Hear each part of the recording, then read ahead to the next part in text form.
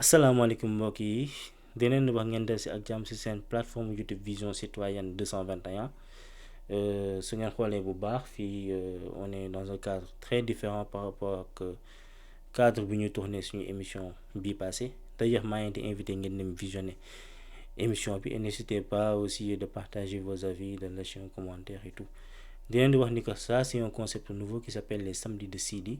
Donc là, il s'agira ici pour nous de partager nos quelques connaissances et nos idées et les idées qu'on a avec vous. Donc maa leen di invité ci espace commentaire yi tamit ngeen remettre en question lu may wax.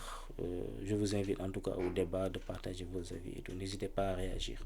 Donc ici, il s'agira pour nous de développer sur les quelques concepts liés aux politique en tant que tel comme notion. Donc aujourd'hui, on va développer sur l'État. Qu'est-ce que l'État? Comment est-il apparu? Comment il a eu à évoluer, c'est-à-dire parler de son historicité, son arrivée en Afrique, plus précisément au Sénégal. Et tamit ñun en tant que jeunes sénégalais, voilà, en tant que citoyenne sénégalais, ban appréhension neen war a am ci état, ban gis-gis neen ci war a am en tant que tel.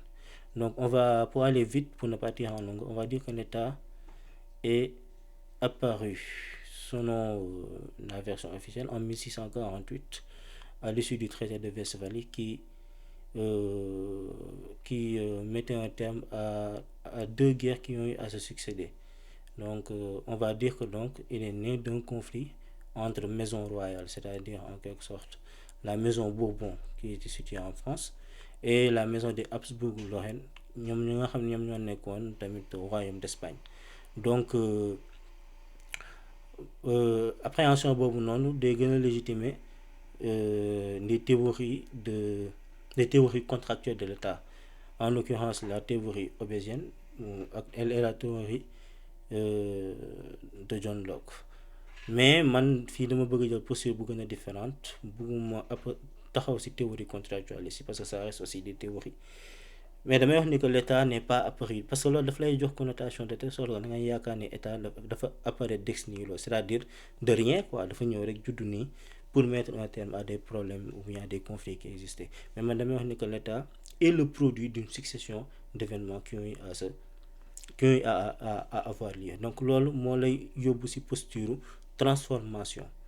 waaw l'État c'est une organisation politique de l'Europe qui a émergé par le biais d'une transformation, c'est-à-dire on est passé d'une époque où le pouvoir était diffus, c'est-à-dire était réparti entre le roi et ses vassaux, et vers une époque où le pouvoir est centralisé. Centralisation, deux processus moo koy caractériser.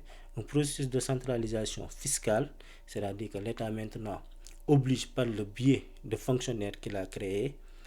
Soo jëlee par exemple les fonctionnaires des échevins par exemple, am na ay corps de fonctionnaires par exemple sous Louis XIV ñu créé woon la état foofu noonu day obligé vassalam yi à ce que ñuy fay ay impôts, day obligé ses sujets, c'est-à-dire foofu l'État c'est le roi, à payer des impôts. waaw c'est une contrainte fiscale. Beneen bi tamit c'est une contrainte militaire, c'est-à-dire que dans l'époque où le pouvoir était diffus, le pouvoir militaire était aussi partagé. Il y avait aussi c'était aussi l'ère des mercenaires, il y avait des seigneurs qui avaient leur propre armée et tout. Donc il n'y avait pas cette centralisation militaire. Donc ñaari processus yooyu noonu ñoom may état doole, ñoom ñoo tax moo tax sooy xool Nietzsche sax mu ngay wax l'État est un monstre froid, moom noonu na koy qualifié. Donc évolution boobu noonu moom moo jur lu muy jur dem nag di évoluer dem nag ba doon loo xamante ni que dafa huiler dans l'imaginaire occidental en tant que tel. Donc on est parti d'un système, avec les révolutions aussi on a eu à transiter, donc on a quitté un système de l'absolutisme royal pour arriver à un système plus libéral du modèle étatique, c'est-à-dire avec plus de liberté via la Révolution française.